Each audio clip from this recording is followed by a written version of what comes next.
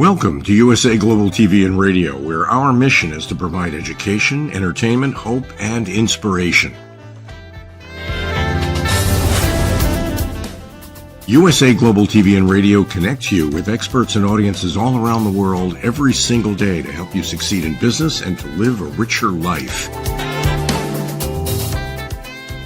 Visit us at usaglobaltv.com to learn about career and life-changing training and mentoring programs like the Listening Mentor. Subscribe to our newsletter to stay informed about our special programs and offers. Discover how you can become a guest on one of our shows or a host or producer of a USA Global TV and Radio show of your very own. That's USA Global TV and Radio, where the doctor is always in.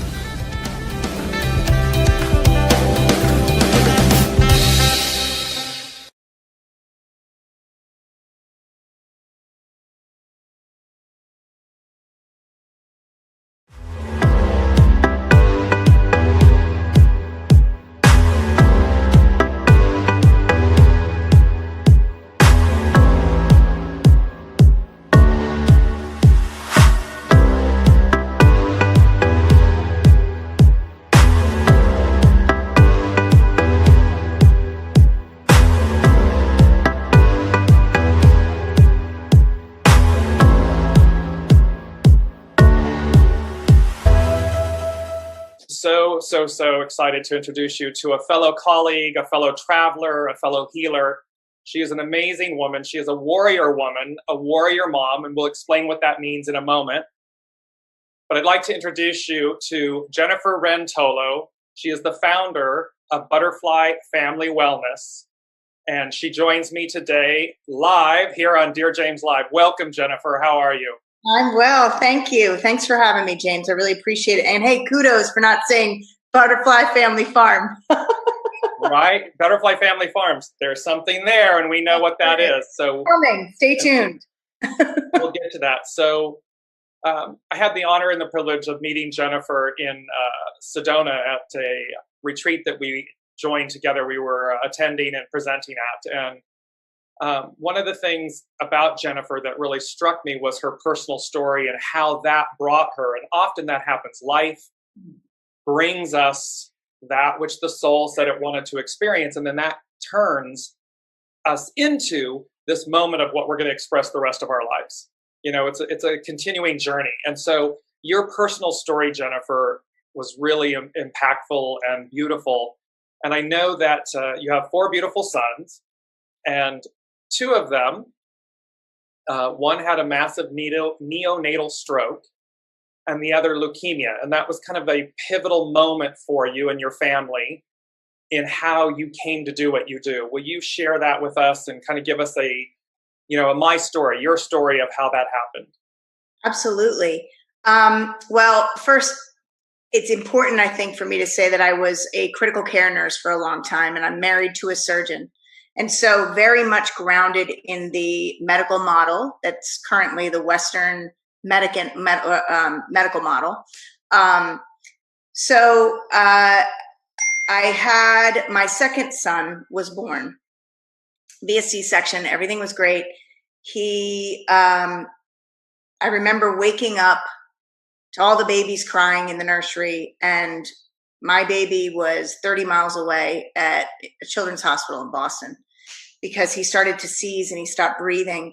And, I'm in this Demerol fog, because when they give you some drugs. Absolutely. I just couldn't understand, like, where's my baby? I'm supposed to have my baby right now. Where's my baby? And I woke up sobbing in the hospital because all the babies are crying and my baby's nowhere around. And I remember feeling this, just hearing this voice that said, just breathe. You need to breathe. And I did. I took some really deep breaths, and it's like this calm washed over me. And then I sort of knew, okay, I've got to get to my baby. I've got to get to my husband, because he's freaking out and he's being all analytical here and wanting to control something he has no control over. And I need to get to my baby and connect to my baby. And I did. And I remember just wanting to hold him. I held him, and I knew he's going to tell me and show me what I need to do. And through that experience, I got to see sort of the broken pieces of healthcare, what wasn't working, like all these specialists sort of circling my son and giving their opinions, but not communicating. And nobody, and a couple times just being like, wait, whoa, stop, time out. You guys need to communicate, right? And what is the goal here? What are we supposed to do? And I really dove into, I have a dear friend of mine named Bonnie who told me, your son's going to need Reiki. He's going to need energy work. So I want to train you in this. So I became a Reiki master. I'm actually a Karuna Reiki master.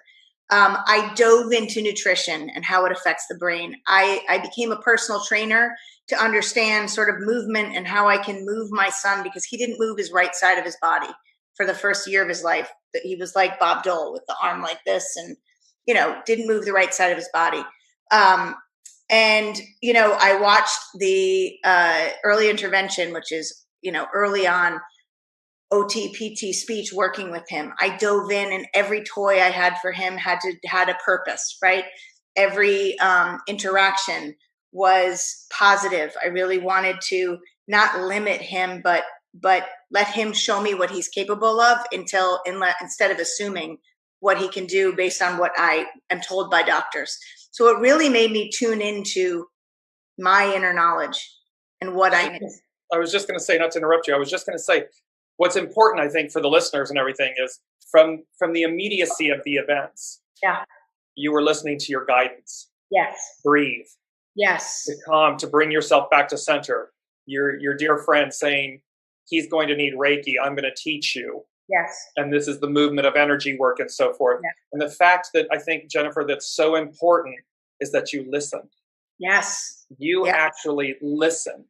Right. And to be honest, if it were about me, I don't know if I would have listened. But that warrior mom and that mama bear in me, I'll listen. I'll do anything for my kids. So that was a big aha moment for me as a parent. What we are willing to do and try for our children is much different than what we're willing to do and try for ourselves. Right. Yeah, absolutely. There's no greater love than the love of a parent for a child in that way. It's all encompassing. Yes. But it really sort of that showing me what was not working in healthcare and diving into all the other things and realizing I dove into neurology and neuropsychology to understand what the brain needs and how the brain can be neuroplastic, which means different pathways can grow and take over. A child's brain is just the adaptability of a child's brain is incredible. So the same stroke would have completely incapacitated an adult. My son was able to formulate other pathways and learn in different ways. He still has major issues, still has anxiety, still has all sorts of things, but that journey actually prepared me for when my other son, I should back up for a minute. It also taught me that I need the help of others. I was like this warrior woman, and I was like, I got it. I don't need any help. But I realized very quickly, I did need help. I can't do this on my own. And I sort of got that message then. But then when my other son had leukemia, I really got that message. And I used all the tools to help with that. Sorry, go ahead. No, it's okay. And because intuitively what I'm hearing as well is, so there's the bond, of course, as we know. We all hear about the bond that is formed at birth with the mother and the child, the laying on the breast of the mother, the breastfeeding and so forth, and just the holding, the touch. And yet what's coming to me intuitively in that moment was that soul to soul, that you were, as you were talking about the neural pathways and what you're forming and everything, well, that bond of the soul to soul, you were also then, by listening, intuitively listening in the moment, using left brain, right brain, intuition and mind and training, but you were connecting in that way, expanding. Yes. It's like expanding and contracting in that way. Mm-hmm. And that may be something that we don't understand is taking place, and yet they're showing it to me in this moment with you. Absolutely. That's going on as well. Well, and I always think about like the beginner's mind. We think we've got it. We think that we're teaching our child, that we need to impart our knowledge on our child. But guess what? This kid came into the world with a lesson all on his own to teach me. Absolutely. It was like he came into the world, be like, yeah, you think you're going to be a critical care nurse and a nursing supervisor, but no, that's not your path. Yeah. It's like, here, see the soul contract, read the fine print. Yeah. And that's something else too, Jennifer, as we all, there's this misnomer that as parents, our society and everything says the child knows nothing, we know all, and that we're here to teach the child and so forth. And we forget they're a whole and complete soul. Yes. They're coming in the next generation, the next iteration of us. They're coming to teach as well as learn. Yes. And I'm often in awe of the teaching of the soul of the children to the parent, not just the parent to the child. Absolutely. You know what's interesting when you say that? I just gave a talk. I give talks for organizations. I just gave a talk for an organization that supports parents of kids with autism. And in my talk, I sort of talk about the warrior parent, which I'm sure we'll cover. But I often say, you were chosen for this role. You were chosen. And so when I was getting feedback from one of the organizers, she said, autistic parents really don't want to be heard that they were chosen for this. And I thought, well, you know what? That's part of my message, is to get you to shift the way you think about this child. Right. Yeah. And more succinctly, perhaps, you chose. Yeah. It's not so much that you were chosen per se, but that on a soul level, yes, we're both choosing. I mean, it's in that sense, it's preordained, meaning before you ever arrive, we're sitting upstairs and saying, okay, what do I need to learn, and what do I want to experience, and what karma do I want to cleanse, and so forth. And we all sit down with guides and teachers and master teachers and say, okay, here's the blueprint, here's the soul contract. Yeah. Okay, sign on the dotted line. Yeah. And then off we go, in we come. Absolutely. In fact, with my son Brody, my son that had leukemia, so I was pregnant with my fourth son, found out I was having my fourth boy the same day I found out my son had leukemia. And I remember, again, my other friend Bonnie said to me, this was his soul contract with you. He agreed to come in and have this experience because it was going to awaken you and strengthen your connection to source, to guides, and to your purpose. And it did. I mean, I used everything that I learned with my other son. I brought into this experience, and I did Reiki on him every single day. He never had mouth sores. I really dove into nutrition and was very careful. Some of the kids are coming out of having, spinal taps or surgeries, and they're getting McDonald's and Dairy Queen, not that, go for it if that's your thing. Right, no judgment, but. Right, but not really the most healing foods, right? Right. Everything that I fed my son was stuff that I knew was going to impact cellular development and cellular recovery. So, and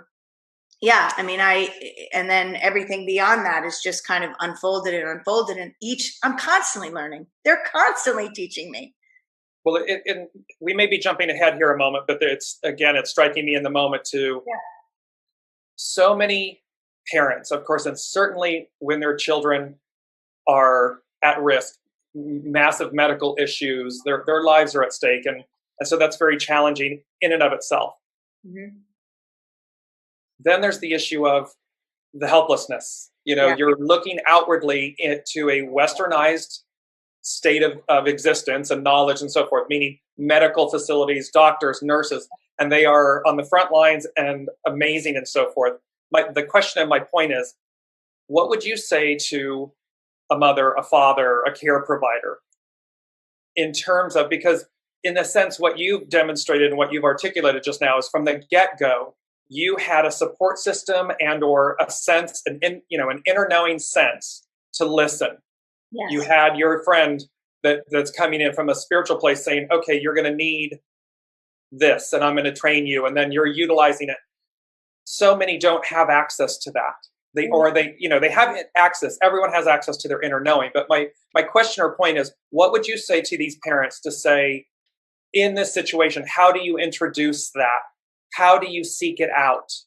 I mean, certainly you're that's why we have you on today, is for them to be able to see you as an example, come to you, work with you, and so forth. So in the moment, though, what can they do to introduce that or to seek it out, to find it?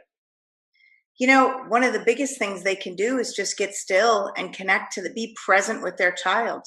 their child will let them know what they need, and be open to your gut. Because your gut, I always say, you got to integrate the warrior head, which is the thinking. We have all the knowledge and the analysis and the logic. Your heart, which is the love and the inspired action and intention behind things. Sometimes, and this was me, I was that warrior mom where I disconnected my head from my heart, because to feel in that moment is hard, is overwhelming. And so when you find yourself in those places, you've got to breathe. Just breathe and ask for help. Whether you believe in God, the universe, angels, whatever it is, ask for help, ask for clarity, because you have to give them permission to help you. So when you ask for that and you breathe, you can then reconnect the head to the heart and use your gut, that warrior gut that's going to integrate the two, integrate the whole process, and let you tap into what you know.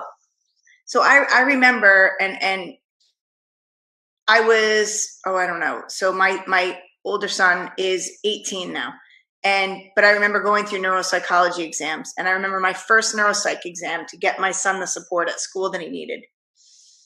I had him tested, and I had to go in by myself because being married to a surgeon, he's not around. I mean, he's a great dad, but he's not able to be there on those meetings. Right. That was sort of my job, is my kids, right? Right. And so I'm at this neuropsych exam, and I'm in a rough spot. I'm in a very overwhelmed spot trying to get help for my son. I always say it's like I feel like I'm on this battlefield, and there are people circling me in judgment, parents, practitioners, doctors, nurses, my own parents, circling me in judgment, maybe tossing me a Band-Aid or two as my son lies wounded in my arms. And I literally remember sitting in this neuropsych exam, going to one of those people circling me who's supposed to help me. And she's just literally going on just her first findings, which she's telling me, your son has a low IQ. He'll never do this. He'll never do that. And I literally felt so like, I can't breathe. I can't breathe. Don't you love when those people show up? I mean, not in the moment, but looking back in hindsight, don't you love when those people show up? Yes. Playing their role. Right. And this is what I would say to any of those parents right now in that moment. I literally had to hold my hand up and say, could you, like, she didn't even have the compassion to see that I was so overwhelmed with emotion that I couldn't process what she was saying to me. Right. It was like, woo. You're like this. Stand down, stand back. Yeah. Exactly. Otherwise, I think you're going to see yourself out the front door and across the parking lot. And I mean, all from love, but you need to stop. Yeah, exactly. And I said that. I was like, I need a moment. Can you just give me a moment? And I remember going outside because movement and it helps balance energy. I went outside and I took some deep breaths and I called my dad, who's my rock. And he goes, Jenny, why are you letting somebody else tell you who your child is? And exactly. I was like, you know what? You're damn right. Why am I? And I went in there and I listened and I was like, I'll take that piece. Mm-hmm. Okay, I'll take that piece. Right? And that's where, if you are in that place where you're completely overwhelmed and you don't know where to start looking, that's when you really got to go in and you really got to calm your nervous system. Because let me tell you, being a parent, your emotions get triggered when you are worried about your child. I am still like that. And I've done all this work. I still get like that. You have to calm the nervous system with breath, with movement, all sorts of tools that we have. We need to find those tools in our toolbox, because when we calm the nervous system, then we can start connecting to that inner knowing. We can start connecting to our guidance. We can start really using our rational thought. Like, wait a minute, if this kid had a low IQ, at 2 years old, when he couldn't see out the window, would he be going into the cabinet, grabbing one of those big coffee cans, bringing it over to the window and stepping up on that so he can see out? That's not a low IQ. No, exactly. Right. And it's important to remember, although, as you just said, you've just given the tools of, like, in the moment, do this, so that you can reconnect, so that you can hear yourself, that you can hear your divine connection. Yes. You can take that beat. But it's also important to remember, these people are showing up. It's your play. These are the characters in your play. You've asked them to come on a soul level. You've asked them to present themselves. Yes. And in the most defining way. So in this example of your literal experience, you're able to look back and say, thank you, because you, out of that message, out of the harshness, the not connecting and understanding and seeing you in the moment, but it instilled in you this kind of like, oh, hell no. My child will be, like your father, I will define who my child is. My child will define with me who he or she is. Yeah. And so, as you just said, I'll take that. I'll take that. And the rest of this, I'm going to set it over here on the cupboard on the side. Mm-hmm. That's nice. Okay, thank you. Mm-hmm. And then, soul to soul, child and parent. Now we will decide. We will determine the path forward. Yep. Because who knows best? Absolutely. The soul itself, the child itself, the mother itself, the father. Yep. So let me ask you. So from these two experiences, and your background and your education, your extended learning and so forth, how did you come? I have two questions. One is, how did you come to found Butterfly Family Wellness, number one, and number two, why the butterfly? Ooh, great questions. I'm going to touch on the why the butterfly first. Butterfly is a symbol of transformation and change. Butterfly is a symbol of going inside and transforming from it within, and then emerging and having the courage to spread your wings and trust that, yes, you can. That's why the butterfly. And the family is because I love my purpose. I know that one of my big purposes here on earth is to help to change the world for children. I know that. But I also know that in order to change the world with children, I need to work with the parents. I need to work with the educators. I need to work with healthcare and with all the communities that support the kids, because they're the ones that influence children, the environment. They're the ones that are creating policies. They're the ones who are creating the belief systems. So the family piece is because I rarely just work with a child one-on-one. If I'm working with a child, I have to work with the family too. And when I'm working with an adult and I'm helping that adult discover their own internal healer, I'm actually going to then help them heal their family, because whatever they do, I have this little graphic, this ripple effect. Whatever you do for you, whatever choices you make, ripple out to your kids, your family, your community, your state, your world. So that's where Butterfly Family Wellness comes from. And the butterfly is obviously, to me, it's so funny because when I first had my business, everybody started giving me butterflies. Like butterfly this, butterfly that. I was like, okay, time out. And then it became, because I'm very into angels and the spiritual connection, then it became angels, but they're similar. The wings and the, Yes, absolutely. And the beauty of that, and that it's both an internal, it's always an inside job. Yes. As we know, and for everybody listening, it's easy to stop at the surface. It's easy to look out. It's easy to blame others. Yes. However, if you want the transformational change, the butterfly effect, the butterfly family wellness, the ripple, it comes from going in, look in, always start in. And then when you change the inside, the outside changes. Yeah. And so, and as you've just articulated, which we're going to get into, it's an integrated, so it's both an internal job and an integrated approach, because it's not just the children. You've got to work with the whole, because the whole is in reciprocity with each other. Absolutely. And this is, I think, a brilliant piece and aspect of the work that you do, is that you're working with not only the children, that's your pride and joy, so to speak.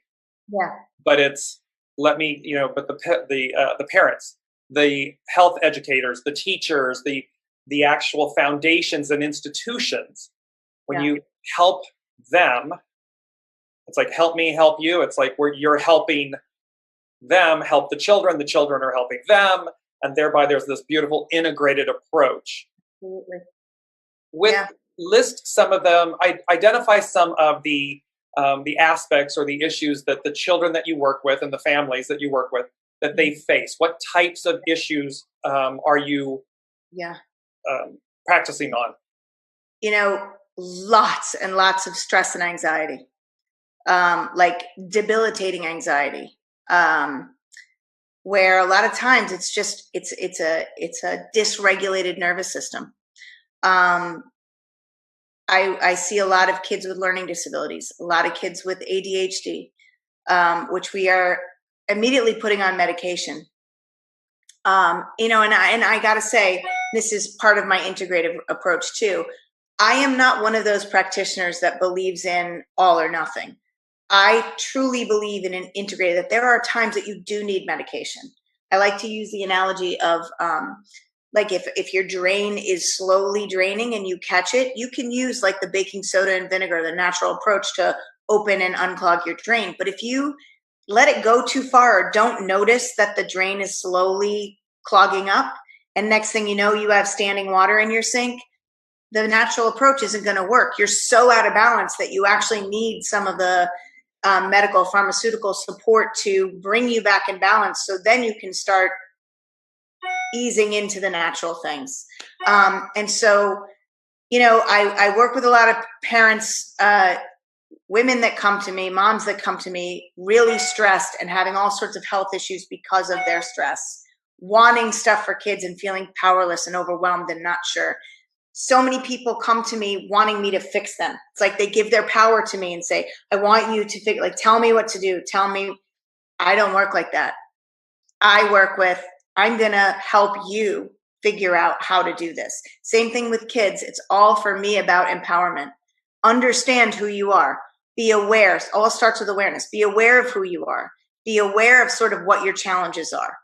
And be aware of how do you use your strengths to overcome those challenges. Be aware of your environment and what you need in that moment. Be aware of your body and your nervous system and what's happening.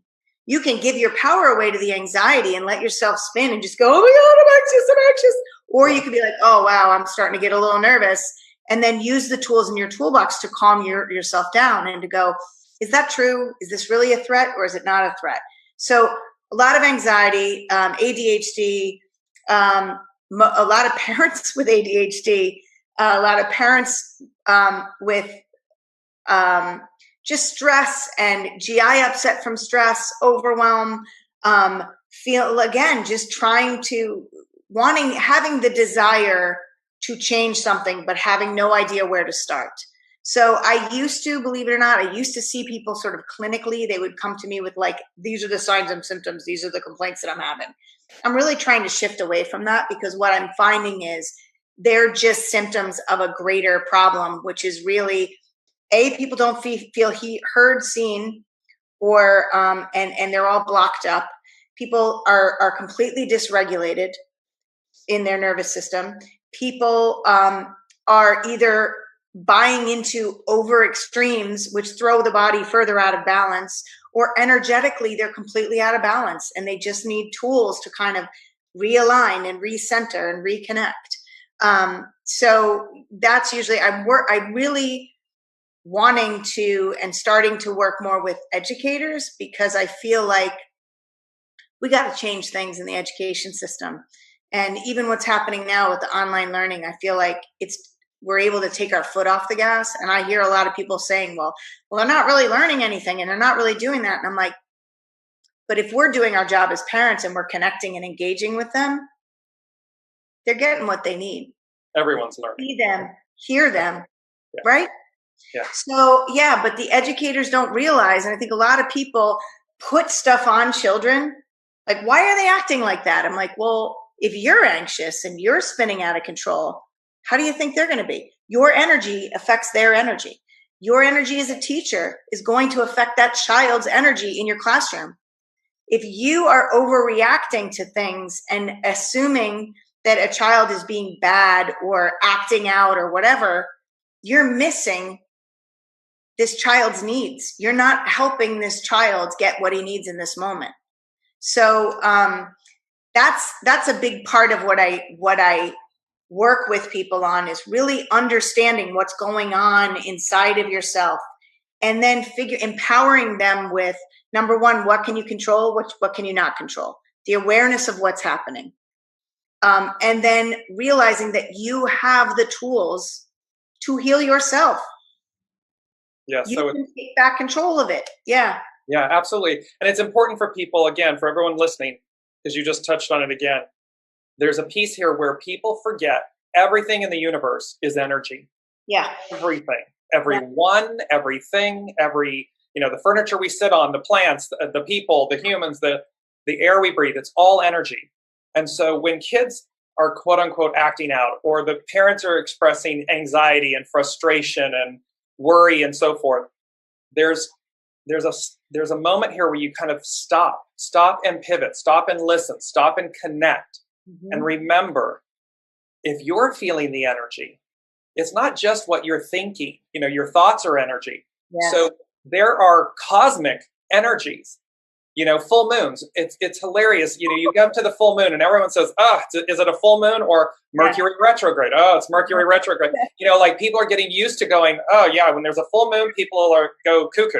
Yeah. Oh, it's a Mercury. That's energy. So that cosmic energy is affecting us. Yes. It's affecting our behaviors, our thoughts, and so forth. And so it's important to then look and say, okay, what energy, what cosmic energy is going on that's maybe affecting me, my children, my husband, my wife, my partner, whatever it might be, so that then you slow down again and say, okay, or you might inquire and engage with the children and say, what are you feeling? Yes. Because it's also important. Adults need to remember, children are, again, they're the future. Yes. They have the next iteration of understanding, software, language, connection. Yes. And so there's a beautiful benefit when we stop to say, how are you feeling? What are you picking up? What are you sensing? And because they're so vulnerable in a pure way, there's no filter. They just tell you, oh, blah, blah, blah, blah, blah, blah, blah. And, and you're like, okay. Yeah. If you listen. You've got to listen. Yes, absolutely. And you're not present with them. I mean, it's interesting. I can't tell you how many kids with ADHD or that have been diagnosed with ADHD.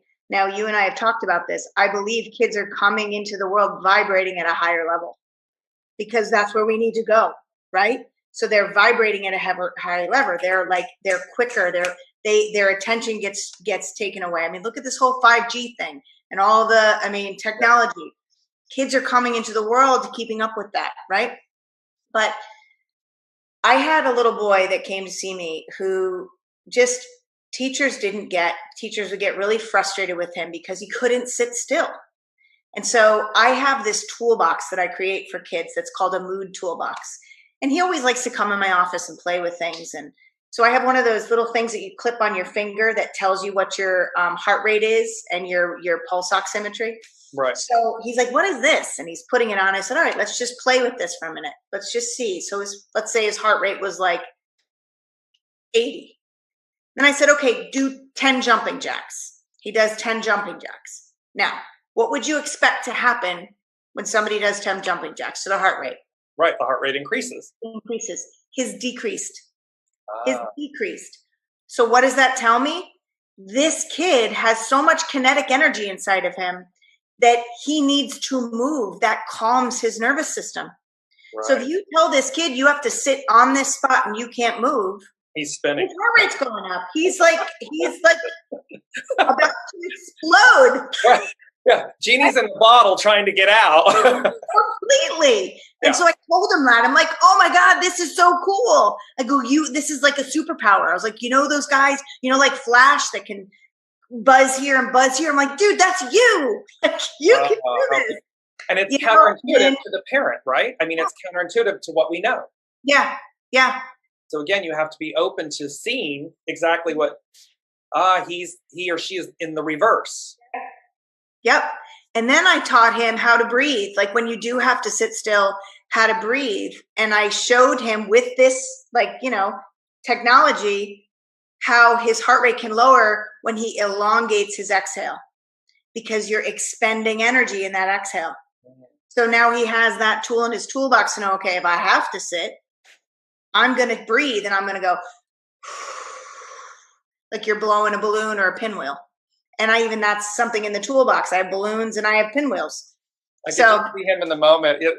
A vision of it popped in, like the classroom, everyone's facing forward in their chairs and whatever.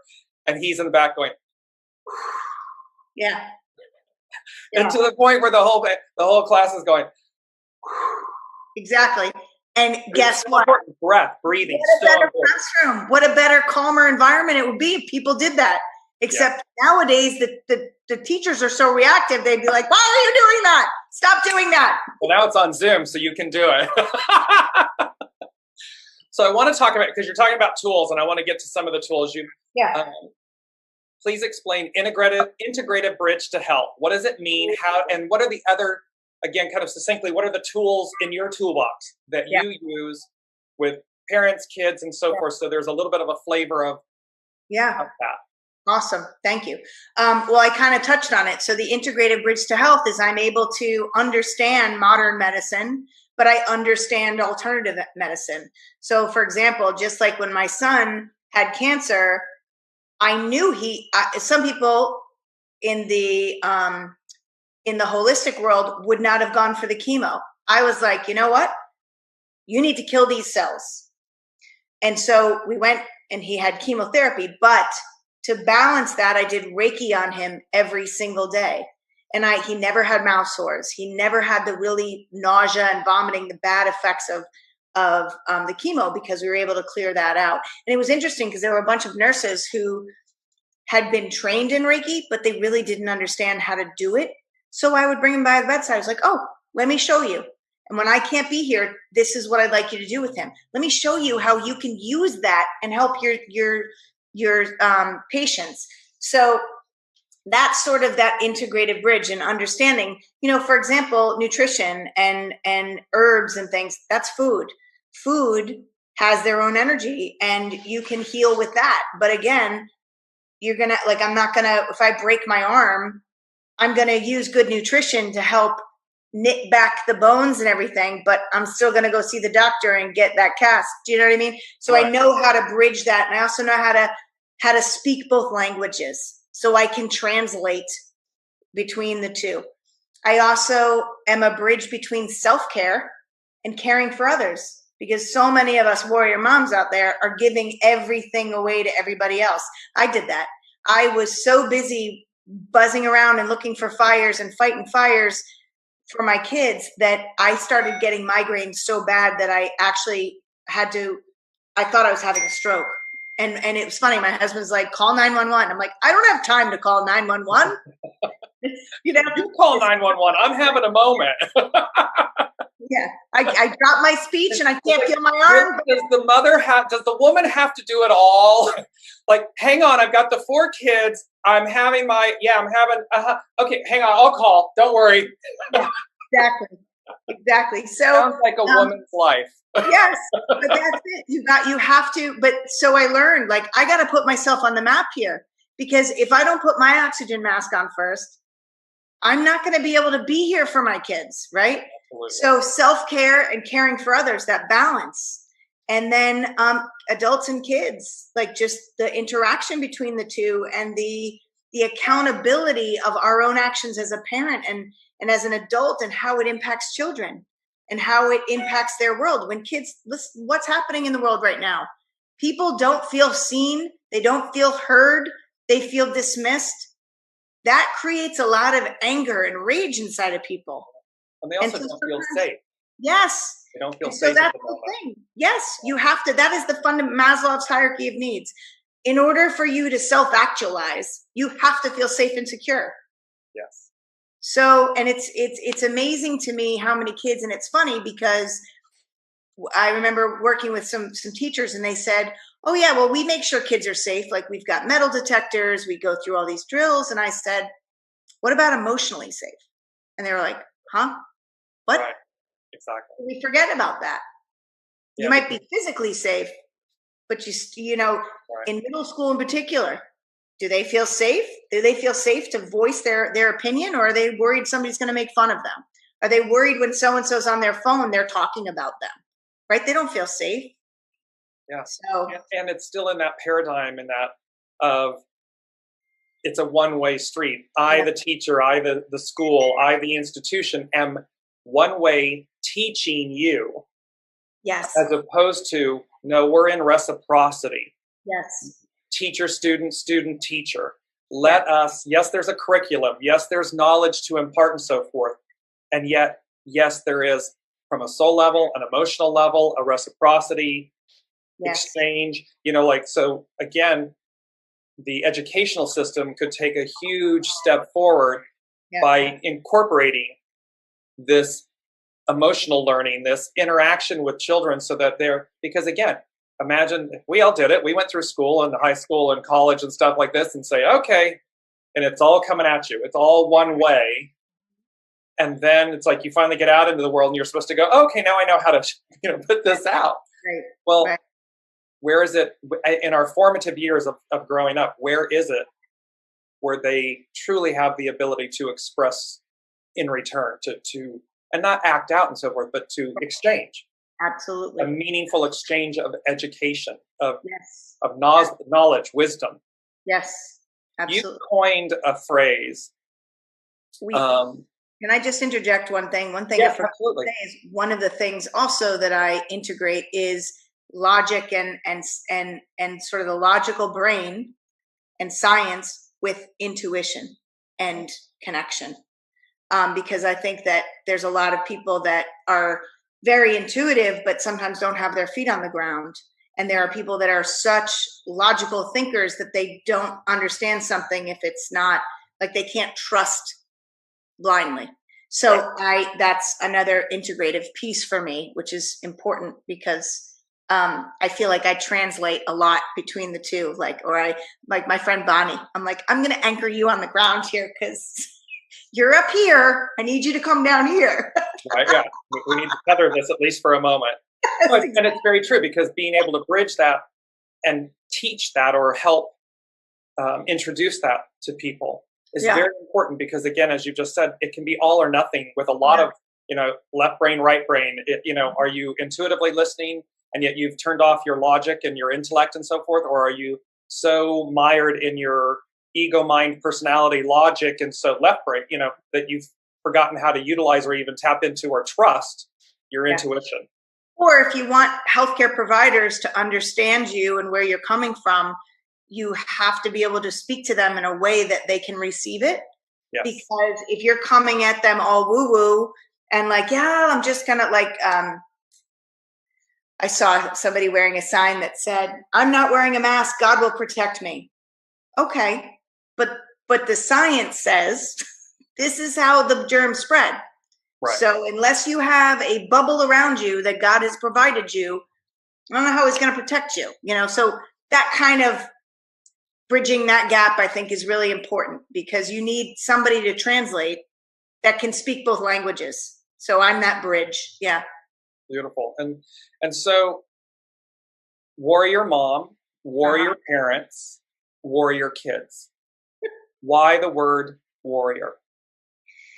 Because a warrior is somebody that is faced with challenges and that has to show up and overcome fear and have courage and have the perseverance to continue to keep facing those challenges, even knowing that they're hard. I think parents in general are warriors, because if you're going to be a good parent, you really have to show up. And when you have a child with special needs, you really have to show up and you really have to have courage. I mean, I always say there are days where it's like life is like a roller coaster ride. And there are days that you throw your hands up like, woohoo, all right, I got this. And then there are times where the plummet is so steep and deep that you're like, I'm going to throw up. I need to get off this ride. But guess what? You can't get off the ride. No, you can't get off the ride. It's a lifetime commitment. Courage and the tools to endure. And that's a warrior. And warrior kids, because kids that come into this world with challenges. Now, I like to say special challenges, because special needs conjures up in my mind, special needs conjures up the thought of the child in the wheelchair or the mentally handicapped child. And a kid with challenges could be a kid with what I like to call an invisible disability, like my son. You would look at my son and you wouldn't have no idea that for him to even speak and find the words to come out of his mouth takes so much energy and effort. And sometimes things don't come out right. And people are like, huh, what? Or the anxiety or the way he processes things. So that's what I call an invisible disability. So kids with special challenges are kids that have those disabilities, those invisible disabilities, whether it's anxiety, whether it's speech, whether it's processing disorder, whether it's a learning disability. And they have to show up every day and deal with their challenges and overcome their challenges every single day, because that's their life. So they're warriors. Yeah, and we're all, also warriors see battles places. You got to be ready to fight. You have to be armed with knowledge, with awareness, with understanding and tools to help you do what you know you need to do, even when it's hard. And you also have to know, this is where I say the peaceful warrior, you and I have talked about this, you have to know that you can't always fight in battle with overly emotional or angry, coming at people ready to fight, when sometimes it's better to have a peace talk. It's better to have a dialogue, or there is no fight. You're seeing a battle that's not there. Yeah. So that's the warrior parent, warrior family, warrior child. Yeah, and there's a beautiful piece of, as you've mentioned many times throughout this moment right now, is the empowerment. When I hear warrior, yes, of course it can mean doing battle and this warrior, but it's also the word that keeps coming to me over and over again is empowerment. Empowerment. Yes. It's to empower this warrior and to know when do you need or have to do battle. Yep. And when can you do so? When can you do or be a warrior from a peaceful place, from a peaceful warrior position? Right.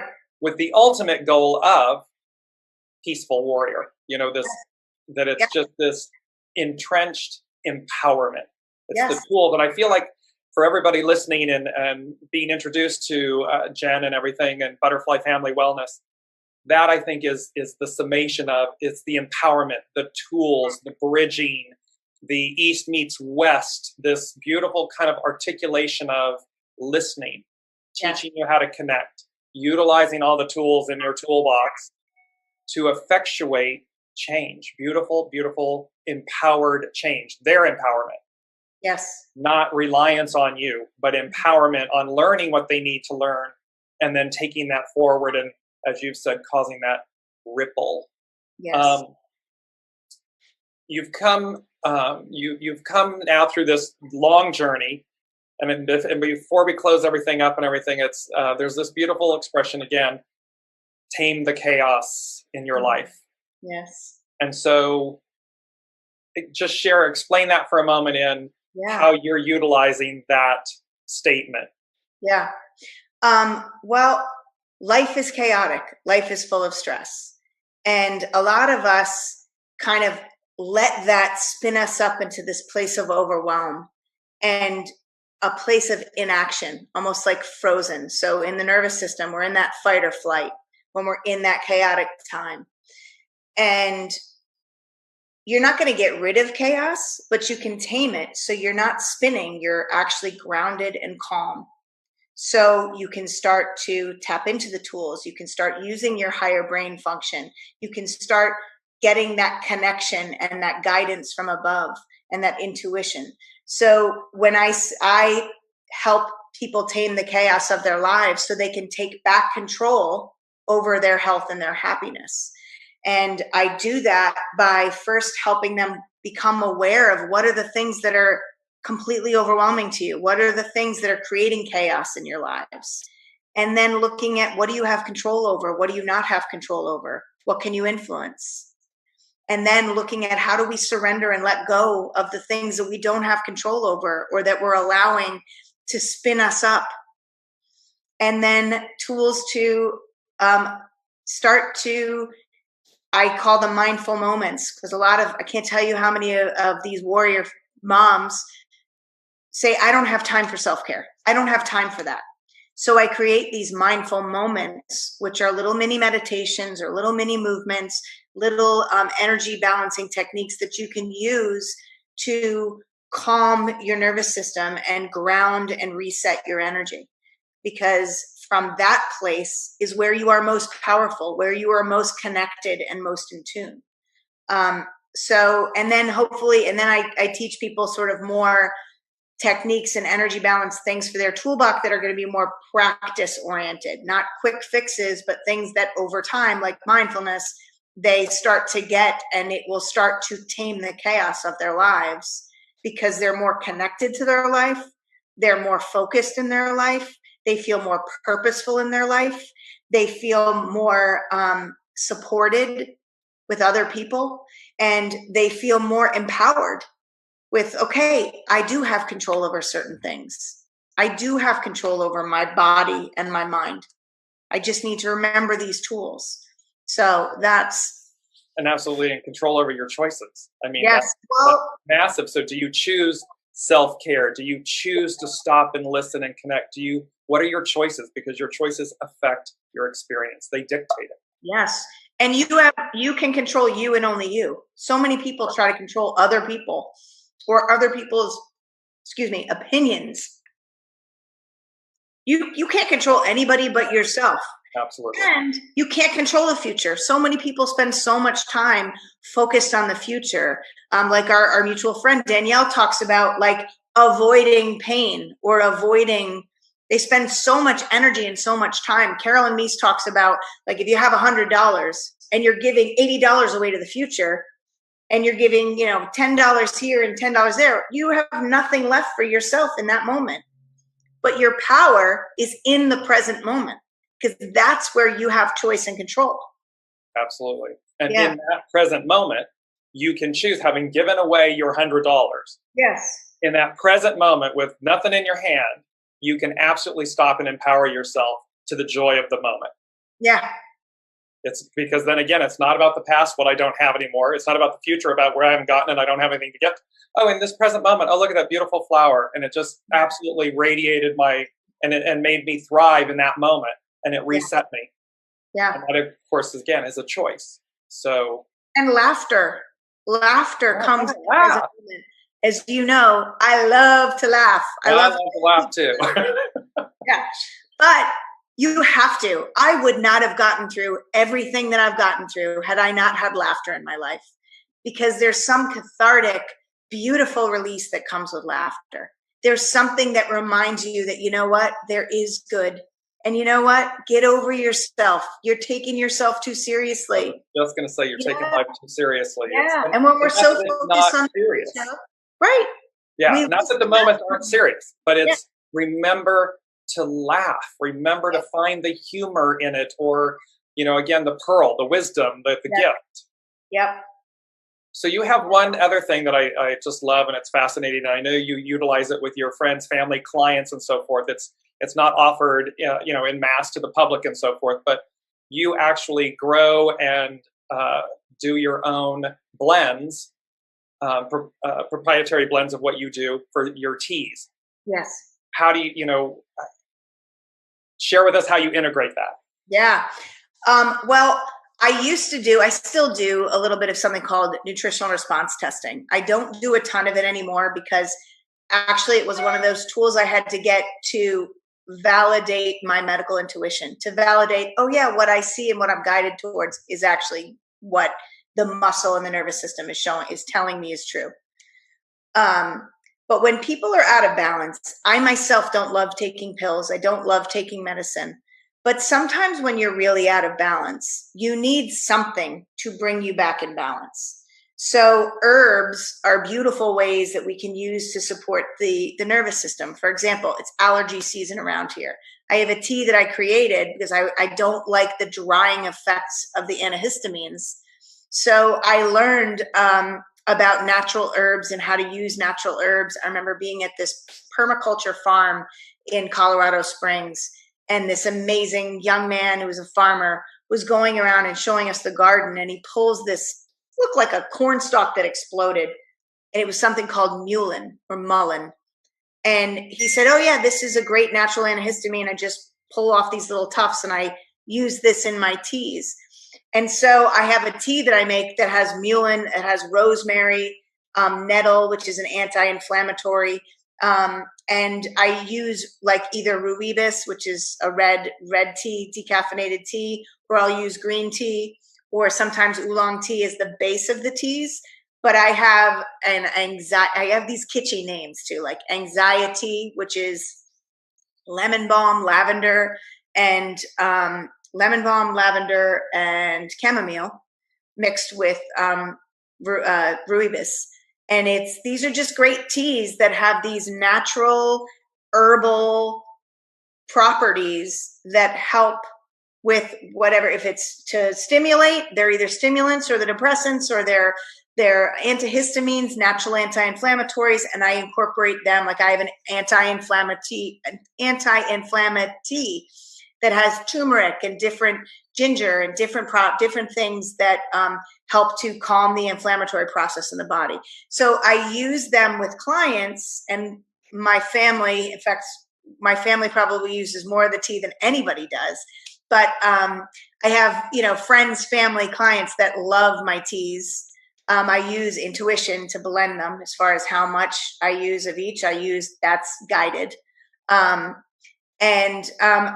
use them as ways to kind of balance. Like I have friends of mine that don't like to drink coffee. So my Clara tea that has tulsi and sage and a couple of other things and mint, they're natural sort of stimulants that help to awaken the body. This guy calls me and like, I'm out of the clarity. Can I have some more clarity? So little things like that, but I don't mass produce because a lot of it comes out of my little garden, which is my kind of mindful moment is the gardening. A lot of it comes from the garden, and what I don't grow myself, I get from a source that is that uses only organic, non-irradiated stuff. And I blend the teas and use them in place of like a supplement or medication to help just balance the body. So before we wrap, we're going to bring it all home here. So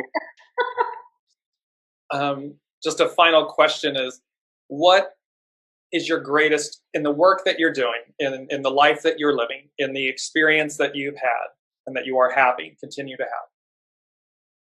Through all of this, what's your greatest hope? Oh, I really hope that we can start to learn to look within ourselves. Instead of looking to everybody else to fix us and to tell us the answers and to keep up with the Joneses, I really hope we can start seeing our own beauty, learning from ourselves, and really allow people to really tap into that inner wisdom and that connection and balance themselves. Because if we could all regulate our nervous systems and stop reacting to things, what a more peaceful world we'll have. What a more present world. And when we're more present, we can really be pretty powerful. So I guess it's twofold. Going within and tapping into your own inner knowledge, being more present in lives, less distracted and disconnected. And then really start looking at people through a different lens instead of comparatively or what's lacking, to really see people and hear people for who they are and let our souls speak. Yeah. See the divinity in each other as opposed to the separation or the contrast, if you will. Yeah. Yeah, absolutely. Well, for everyone listening today, and certainly for the parents, for those that are going to become parents and so forth, it's becoming a parent. Life, there's no instruction manual. There's no instruction manual for life and certainly for raising children. Yeah. And I've often said that children with, I like to almost say, special gifts. Yes. Are some of the most profound teachers, or some of the most profound gifts of divinity. If we only open our eyes to see it and to accept it and embrace it and move past the initial challenge, move through the pain of it, the fear of it, and so forth, to get down to the actual gifts of it, the actual beauty of it. And that's what Jennifer offers. She offers you tools. She offers you ways to become more conscious, to become more aware, to become more connected, to see the alternatives so that you are more empowered, more capable, that you are truly that peaceful warrior that is just out there living your best life and doing it your way.